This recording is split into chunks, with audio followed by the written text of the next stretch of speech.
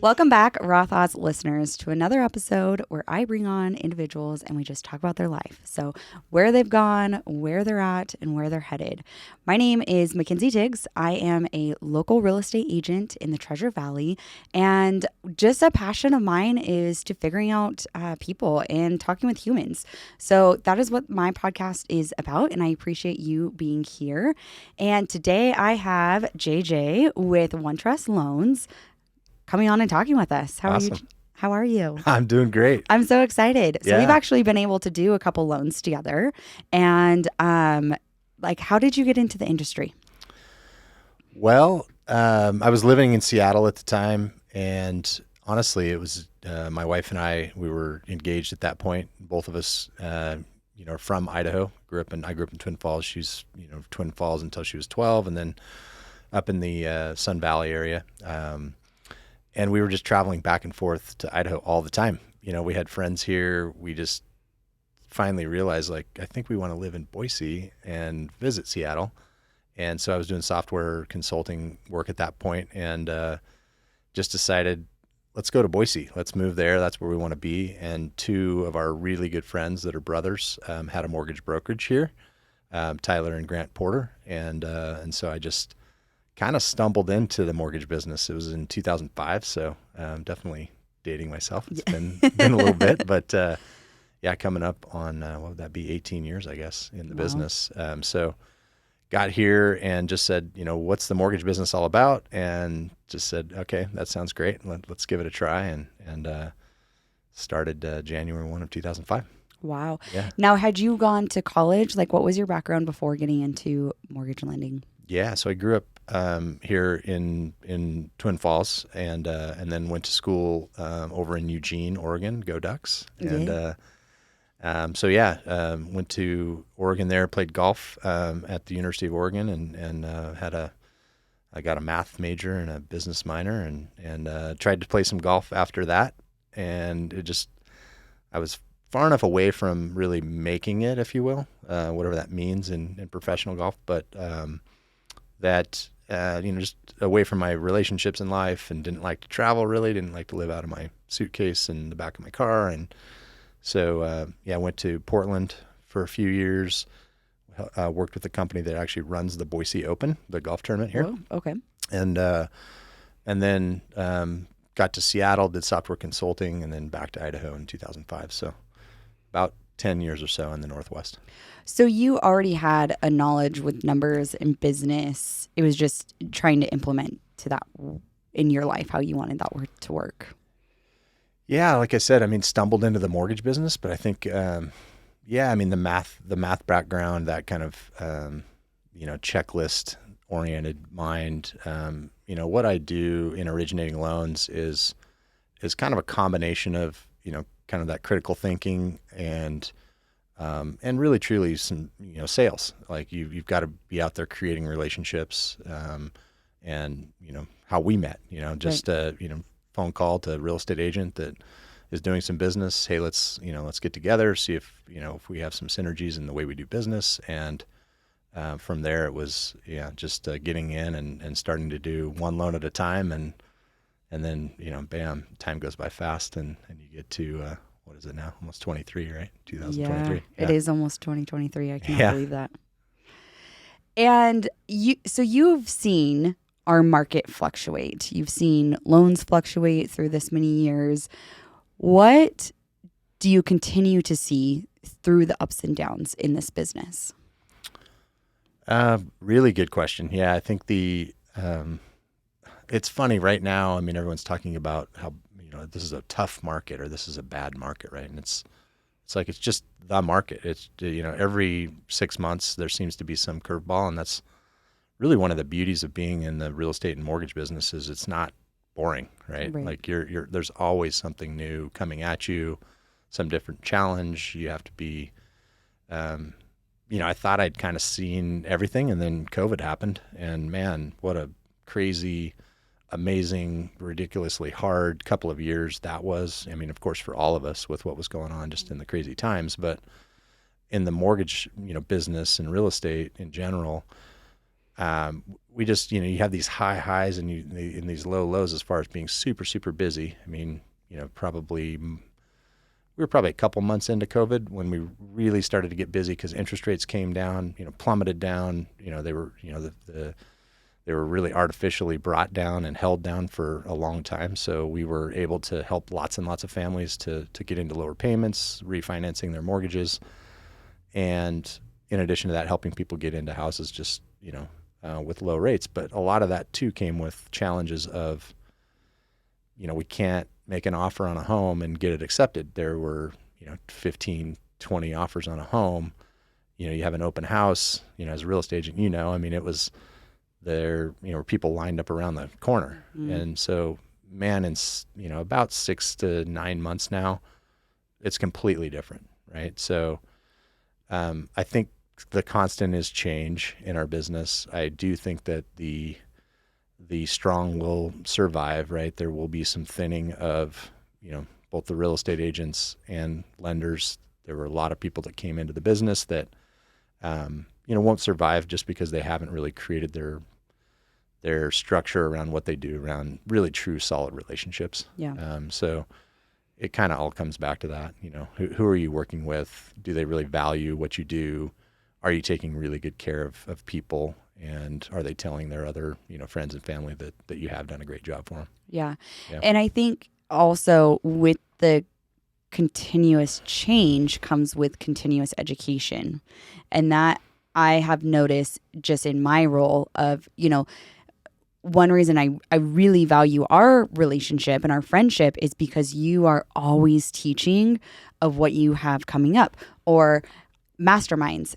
Hey, what are you dealing with? How can I help you? Like, let's be a team in this. And I think a lot of people in the industry, realtor versus realtor, want to hate on each other, or realtor versus lender are like, oh, well, I only work with this one person, and it's a bigger aspect than that, where you may be a better fit for some of my clients than a different lender. And that's just figuring out who my people are and matching them with who's going to be the best fit with them and what their needs are. For sure. Yeah. I mean, I think right now leading with education is so key because you have to be creative to figure out how to get, transactions done. I mean, we've been talking a lot recently about, well, there's so many great reasons to be a home buyer right now. And, people kind of laugh and they kind of scratch their head and like, well, I thought interest rates were really high and affordability was really tough. And prices have started to, level off or come down, but they're still really high. Aren't there tons of reasons to not want to be a homeowner? Shouldn't they wait? Right. And it's like, well, a year ago, if you were, like I just said, you're making those offers and not getting them accepted, you're kind of banging your head against the wall, especially for somebody that's, trying to get into maybe the mid or lower price points. I mean, they're all competitive, all price points were, but now it's, well, the sellers are willing to listen, right? You can have an inspection on the home. You can ask for things like, repairs. You can ask for time to get an appraisal and make sure that it's, valued at what it's supposed to be, when you're buying it. You can ask the seller to help. So lenders that aren't providing that sort of education and that value to their realtor partners and to their buyers, they do become a commodity, right? Because there's low cost ways to get a mortgage. That's not the right way for most people, to go online, as a real estate agent. If you have a buyer that's pre-approved with an online lender, you kind of, all the agents I work with cringe because they're just like, oh, I'm not going to be able to get a hold of them. It's super important to be able to communicate. Right before we got on the podcast, it's like, hey, this buyer just got under contract. They're really nervous about where rates are. How do I lock that rate? And educating on, well, how do we use the seller to help us to buy that interest rate down so we can solve for that, really that one thing that's an issue right now is affordability based on where interest rates have come up to. They'll settle down. They'll come back down. It's all cyclical. It comes and goes, and we just have to be a really valuable resource to the client to make sure we get them through that fear. I think I kind of joke all the time about the gray in my beard and hair. It's been a long time in this career. We tend to take the anxiety and the fear from our clients and put it on ourselves. So you have a lot of that stress. But that's really our job to make the process as smooth as possible for them, because it should be enjoyable buying a home, because it's a huge deal. And so that I'm glad you appreciate the education and those pieces. And it really is about creating a real relationship, right? It's not me calling on you asking, hey, do you have a lead? Yeah. Do you have someone that I can, do you have a buyer right now? Like, I need to get paid, right? Like, well, that's not a relationship. A relationship is, how do I help you and your business to be better? And then it all comes around, right? Right. So, yeah. Yeah. And it's funny that you say about the grays, because I remember the first transaction. I was a solo agent at that time and doing the marketing and getting into the business and like, what does my days look like? And just trying to figure it all out and then listing a house. And I was like, oh, this is why real estate agents drink at lunchtime. Like, because you need a little decompression, because you do exactly that. You take the fear from them and translate it into, maybe you're taking it on stressfully, but also just having those hard conversations over and over and over. It also puts that stress on you of like, okay, how can I say this in a different way? How can I show them, or how can I educate them what I'm actually talking about? Because we do this day in and day out where they don't. It may be, a once in every 7 years or 10 years or 20 years that they have this kind of transaction. We see it all the time, and I know that was one of my biggest gripes with, I'm going to say, the people that have been in the industry for a long time. They sometimes don't like to educate, because it's like, well, shouldn't everybody know this? Isn't this common sense? Sure. No, it's not common sense. That's why you are the expert in this, because this topic is not common sense. Right. And that's, I think, why I value the education part of it so much, because, hey, I don't know this. Teach me. Right. Yeah, I think it's funny though, because if you've been in the industry a long time and you have that mentality, you're almost feeding into the fact that you are a commodity, right? Like, well, if everyone already knows all that information, then what's your use? Like, especially, for us on the lending side, it's always a battle to not just talk about interest rate. Like, hey, what's your interest rate today? What are your fees? And it's like, well, we provide a lot more value than that to help you get through this really, huge piece of your life, right? Getting into a home. Somebody that's been in a home before, or a first-time buyer, right? Like, so it's, if that education wasn't important, then we would all just be going online to get our mortgage, or not using a real estate agent for the expertise and the professionalism and the negotiation. And it's not really about going out and finding them the home necessarily as much anymore, because of the technology for everyone to be able to go and search for homes and drive by and see them all online. But it really is, you have to have a pro to make sure that the transaction goes smoothly. They're looking out for your best interest. And, on our side, if we don't close a transaction, the buyers, they're delayed, or they don't get it. It's a really big deal to them. The real estate agent doesn't get to close that transaction. I mean, there's a lot of pieces and parts that go into it, and we have to do a really good job and do it quickly, but also, educate along the way so that they really know what they're doing, and I think it's really an injustice to get them to the closing table and they close and they're like, that was pretty easy, but I didn't really know what was going on the whole time. Right. Yeah. And I think it exactly like that you had said, when they get to the closing table, and I've had people that are like, this is all I had to do? Like, it was much simpler than what I thought, which is a really good compliment to have and to be able to show people, but also showing people how they can do it. And so when they, they feel a part of the decision making, but then they also understand what's actually going on, because there is a lot of moving parts, whether that be within the home, whether that be within their loan, and not just them signing those papers and then coming back in a week and be like, well, what did I actually even sign? Right. What did I actually get myself into? Yeah, totally. Within that. Yeah, it's important. I mean, you don't want to overwhelm them, with the details of the process. I mean, that's why we have a job. That's, why there are lots and lots of folks, on our team and internally. I mean, there's man, even on just within our company on one loan, I mean, there's probably, I don't know, 8 to 12 people that actually touch that mortgage file. So they don't need to know all of that, because that's our job and that's Right. why we get paid to do what we do. But educating them on the financial piece of it, right? What's a good example? Like, oh, I'm going to sell my house and I've got the ability to put 20% down. And so that's what I want to do, because my parents always told me I want to put 20% down. And if I just regurgitate that and give them a 20% down option, that's great. I mean, that's what they asked for. But really, my financial responsibility is to look at their file and say, oh, okay, well, it'd probably be better for you to put 10% down and pay off these 3 debts that are really hindering your monthly budget, right? That's going to be better financially for you moving forward. Everyone doesn't do that, right? So that's the piece of, we're not financial planners, but we definitely see, I mean, you just see all sorts of different credit. And this is another reason why it's such a great business, because you're seeing more than, I mean, these people are, our buyers are showing us everything about them, right? Right. So there's a lot of responsibility there. They're talking to us about things that they don't even talk to their friends and family about, right? So I'm helping them.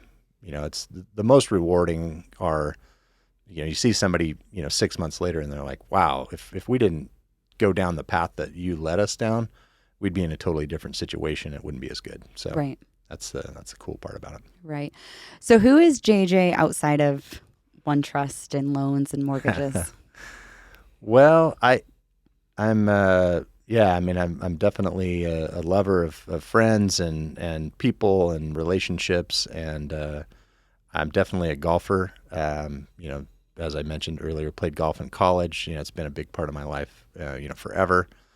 I think, we talked a little bit about just gratitude forward. I think that's, a big change in the last, I don't know, handful of years, where it's like, hey, as you do age, you start to figure out like, oh, okay, every day isn't, guaranteed. And there's lots of things that start to happen, not necessarily just to yourself, but your friends and their parents and extended family. And you just start to realize that, man, you got to be grateful every single day, and really taking that and kind of merging that with the business to just, you're going to, just like you and I mean, you're going to start to gravitate to people that you want to work with versus just working with everyone. I mean, that's okay, but there's a certain subset of people that are going to really like me and like the way that we do business, and those are the ones I want to work with.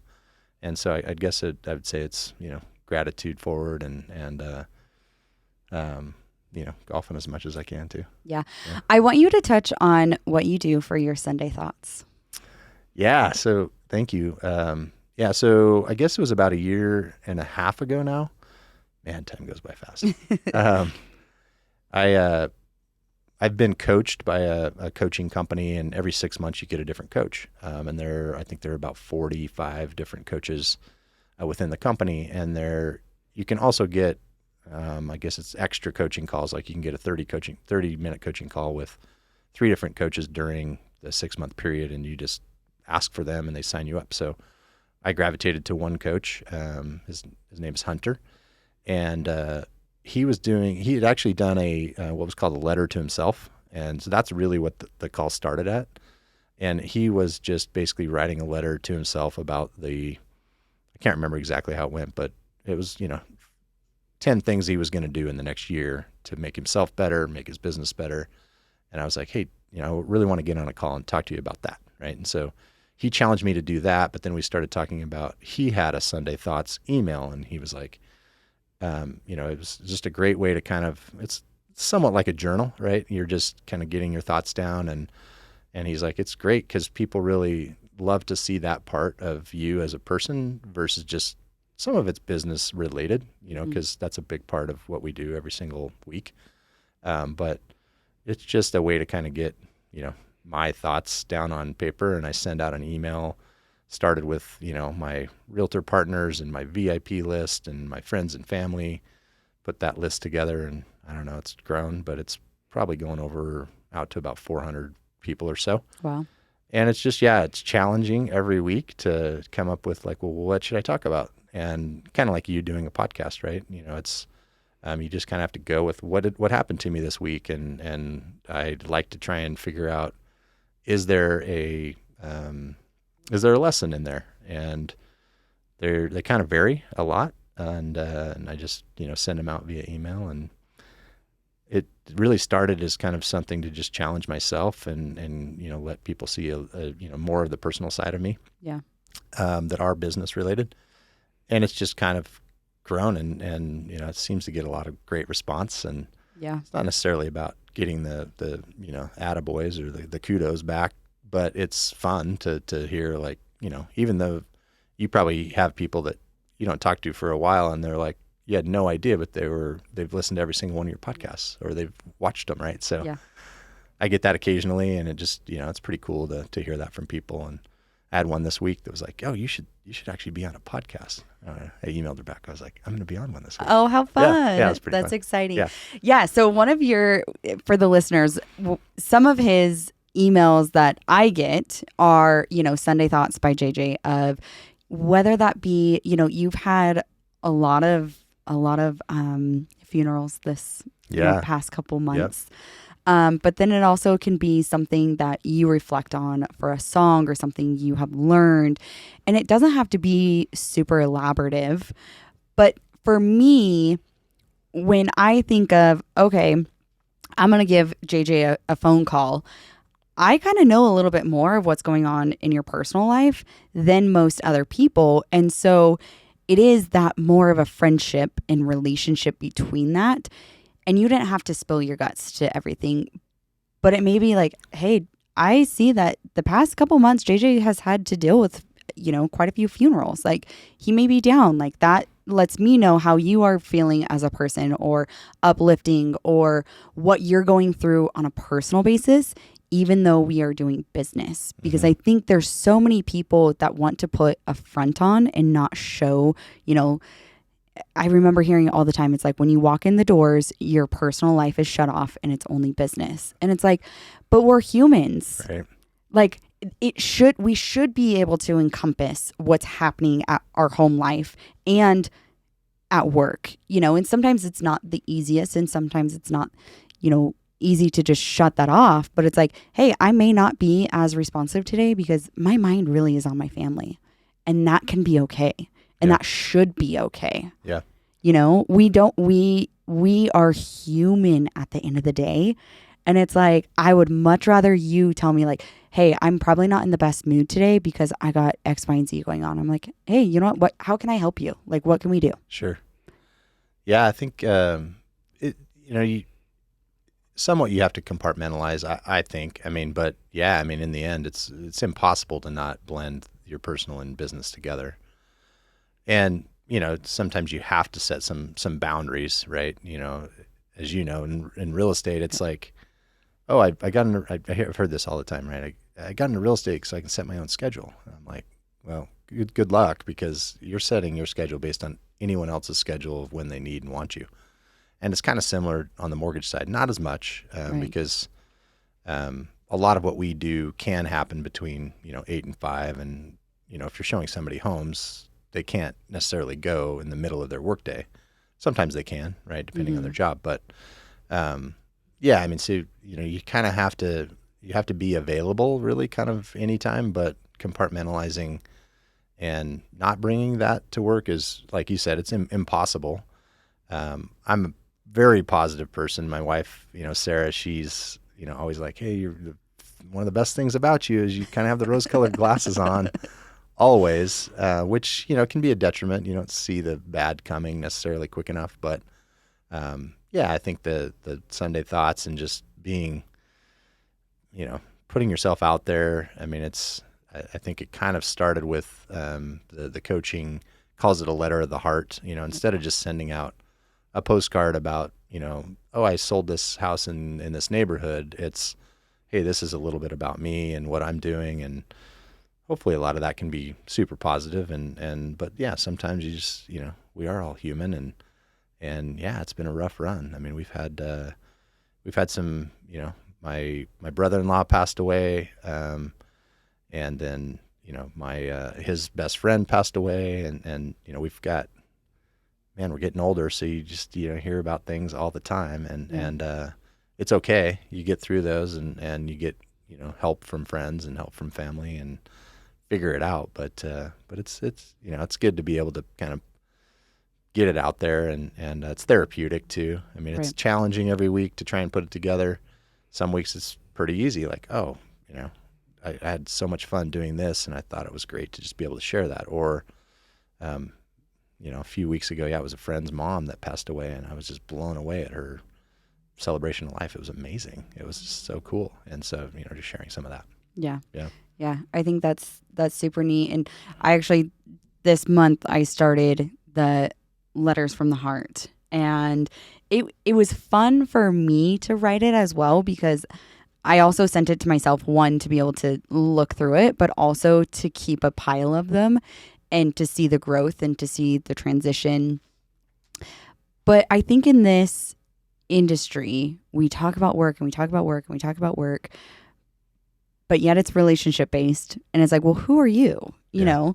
And so for my clients and people that I work with, like, I want them to be a part of my life. Like, I don't want them to be, and especially being a realtor, it's not a job, it's a lifestyle. Like, it is so frequent that I am out at a networking event and I run into somebody that I know from high school or from a different realm of life. And then you start talking about that. Then you start talking about your business. It's this hodgepodge of just all of it together where, I have started to realize that, like, I want my clients to know who I am. Like, what am I doing besides selling homes? Real estate, yeah. Yeah.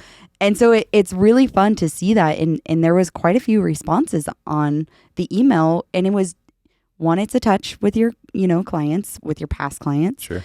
But it's also just keeping in touch with people. So many people are so busy. And, you get, especially now that we're coming into the holiday season, it's like you get the, holiday postcards or, letters from people of like what happened in the whole year. But it's like, well, we're breaking it down a little bit more, chunky, I guess, and more frequent. Yeah. There you go. There's the word. To being up to date with people. Sure. Yeah. A lot happens in a year, right? So, why not do that more often? Yeah. Tell us also a little bit of the Super Nice Club. Yeah, the Super Nice Club. So kind of gratitude forward again. It's funny. Again, through the coaching company, there was a guy that I think he had a hat on in a video he did on social media or something, and I'm like, I think that hat just says Super Nice Club, and I'm like, that sounds kind of cool. And the concept is anyone can be in the club. You just have to agree to be 10% nicer. So pretty simple. It's a website that one of his friends put together that has hats and stickers, but the concept is way bigger than some swag, right? A t-shirt or whatever. It's, let's be really nice to each other, at least 10% nicer to each other, right? Yeah. And that adds up, it's like little tiny habits every day. And once you look back for a year, if you've done it, then you've gone a long way, even though it didn't feel like much every single day. So I've been using the Super Nice Club stickers in like thank you notes and, some t-shirts. I brought you a hat, which is pretty fun. I just got a super cool new hat. I wish I would have brought it. I'm going to Eugene this weekend for a football game and playing some golf, and it's a Super Nice Club hat, but it has a duck theme. Oh, how fun. So it's pretty fun. And he had one left. And so I was like, hey, can I get that? And I've become, acquaintances or friends with the guy that runs the company and follow him on social media and just try and, spread the word for sure. Yeah. And it is, if we can do something nice 10% of the time, like more, like you said, that does start accumulating. And that also, if you're giving that niceness, somebody hopefully is seeing that and kind of sparking a light in them and be like, oh, like that is pretty easy to do. I could, you have two options. Are you going to be completely rude to them or are you going to be nice to them? Sure. And nowadays it seems like people go out of their way to be rude. And it's like, if you go out of your way to be rude, you can also go out of your way to be nice. It's really not that hard to be nice. It's not. It's not. No. And 10%, I mean, you're a really nice person, but 10% nicer than that, man, that's a nice jump. And, it's that pay it forward mentality. It's if I do something nice for somebody else, then they're going to take note and it doesn't take a lot to really spread that, and it's I don't know. It's fun to think that way because it is kind of a crazy time and there's lots going on in the world, right? Let's leave it at that. And if you're nice to whoever it is in the conversation, or you're walking and you just smile at somebody or wave. I'm the guy that waves, and I'm driving and there's somebody, walking down the street, you just wave at them. I mean, that's not a big deal, right? And you never know. It might not have meant anything to them. They might think you're funny or weird. Oh, well, but they might be going through something. They're like, oh man, that guy or gal just waved at me and that made a big difference today. So right. I don't know. And it also, I think, having a club like that and doing it daily, I love the season we're coming into, the holiday season, but it also feels like people want to be nice to be recognized for it. And like, oh, today I bought, the person behind me their coffee. And it's like, well, would you have done that on May 22nd? Right. It's like, why? Yeah. And I think that during the holiday season, sometimes I get a little bit of frustration because it's like, you're doing this to kind of put on a front. Like, same thing with Valentine's Day, right? Like, I'm just not a huge believer in it because I'm like, well, yeah, I'm glad that there's a holiday for it or there's a season for it. But like, why can't we just always be like this? Right. Yeah. I mean, yeah, the holidays, I don't know. I mean, I love them. They bring family together, typically your friends, whoever your chosen family or your family, by blood. But that's amazing. But yeah, you should be practicing that every single day, right? Writing down the things you're grateful for every day, incrementally getting better, being a little bit nicer every day. I don't know. I mean, maybe the holidays is just a bonus. Maybe we've got to be 20% nicer now for these next two.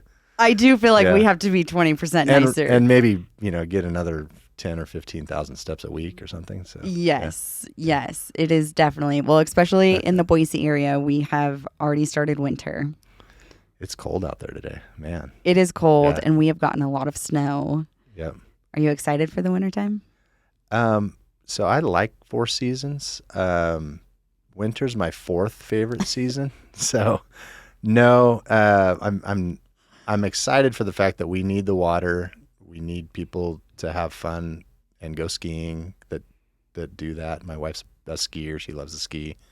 I'm a golfer, so anytime the grass isn't green, it's white, it's not great, but it also gives it time to just, concentrate on a few other things. And but I'm not a big winter fan. No. We do have all 4 seasons very strongly in Idaho. Yeah. So this is my pitch to anybody that is wanting to move in from out of state. It doesn't matter what state you're coming from. We have all 4 seasons very strongly. Yeah. Summertime, we got up to 117 this year. Something like that. Yeah. It was ridiculous. A lot of days over 100 for sure. Yeah. There was, I think we were at 23 days over 100 degrees, which is insane. And then now we're headed into the wintertime where we can go below 0. And there's not many places that have that drastic of a temperature change. Yeah, swing. I mean, we are on the pendulum to one side to the other and not very much in the middle. Yeah. Well, and in the fall, right? And you can have 35 degrees in the morning and 80 degrees, 75 or 80 degrees during the day. So yeah, it's cool that way. I mean, yeah, I mean, I love everyone that wants to move to Idaho. It's a great place. It's not a mystery anymore. People aren't, it's not a hidden gem anymore, which is totally fine in my opinion. And of course for what we do, right. We want more houses. We want more people out there that, want to be homeowners and that, but, it goes back to being nice. I don't care what your political beliefs are. I don't care, what color you are or what gender you are or any of that. Like if you're a good person, then come on, let's let's get you into Idaho and be part of what we are. Yeah. And that is also a great reminder for our people in Idaho Totally. to be accepting and to be the nice people, because that is what draws so many people to our location is like, oh, they were so nice. They were, they were so welcoming, or, I just drove down the road and somebody waved at me. Like, that's what they love. Like, people love the niceness of Idaho. So people from, that have been here for a long time or that are from here, like, let's keep that. Totally. Yeah. And I just see so many, especially from growing up here to now, 30 years in the state, is like, I see so many more people that are from here that are like, oh, why are they moving here? What? And I'm like, you moved here at some point. Right. And I'm sorry, but like, we're not the only place that everybody's moving to. Right. Like, have you seen the rest of the country? Like, there's a lot of places that are inflexing Sure. and changing, and we're humans and it's okay to change. But it comes back to just being a nice person. It does. Yeah. Funny how that is. That is Common denominator. It is a common denominator. How do you, you had said that your wife kind of always says that you are the positive one. How do you continue to keep positive? It's a choice, I think. There's all sorts of, you just have to focus on what's good and have that attitude every day. It's easy to go the other way and to go the other way fast, but there's so many things. If anyone's done this, start a gratitude journal, right? Or just, it's like write one thing down a day and you're like, oh, I can't think of anything today. And it's like, well, you woke up. There's one, right? Like, you're breathing, you're on the right side of the dirt, right? Like, so it's, there's always something to be grateful for. I'm grateful for the snow, not because I like the cold in the winter, but because we need the rain. We need the water. moisture. Yeah. So, there's, it's as easy as like, having this water to drink, it's probably harder than I'm making it out to be, but it's just a choice. You just have to choose that, and surrounding yourself with the right people.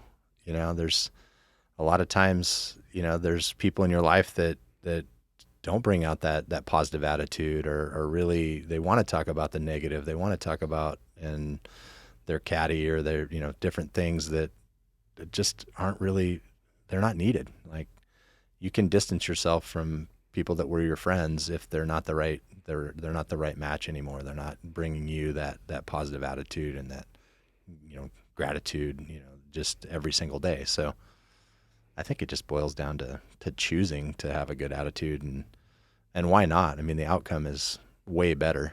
I think we all know people that go through life the other way, and it's just the life just becomes so much harder that way. So right. Choose. Yeah. Yeah. Choose to be nice and choose to be happy and positive. Sure. Yeah. It's so fun. Well, JJ, as we wrap up, how can people reach out to you if they have questions about loans or the Nice Club or golfing, like whatever you have to offer them? How do they get a hold of you? You can call me.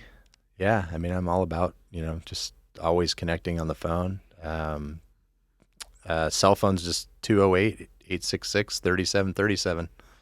It's out everywhere anyway, so me giving it on a podcast isn't any different. But call me. I'll text, of course, but email's great. And my business email, I think you'll put in the notes. Yep. But you can connect on social media. I'm on Facebook and Instagram, and I guess I should be on others too, but it's basically those two. I love connecting with, all sorts of different people for whatever the reason. If I can help in any way, for sure, reach out. Yeah, absolutely. Well, listeners, thank you again for listening to yet another week and another person and another story. If you do have any real estate questions, I encourage you to reach out to myself or JJ. Like he said earlier, there's a lot of opportunities for you out there in the community right now of buying and selling. So there's lots of tabloids, there's lots of fear, but we lead with faith and we lead with niceness. So and opportunities. There's just literally so many opportunities that are calling your name right now. So definitely reach out to us. I'll have all of his information in the show notes. And other than that, I will see you next week for yet another episode. Have a good day, guys. Thank you for tuning into the show today. Your feedback is very important to me. If you could leave a review, as well as follow me on Instagram at rawthoughts.podcast and email in at m.rawthoughts@gmail.com if you have any guest suggestions.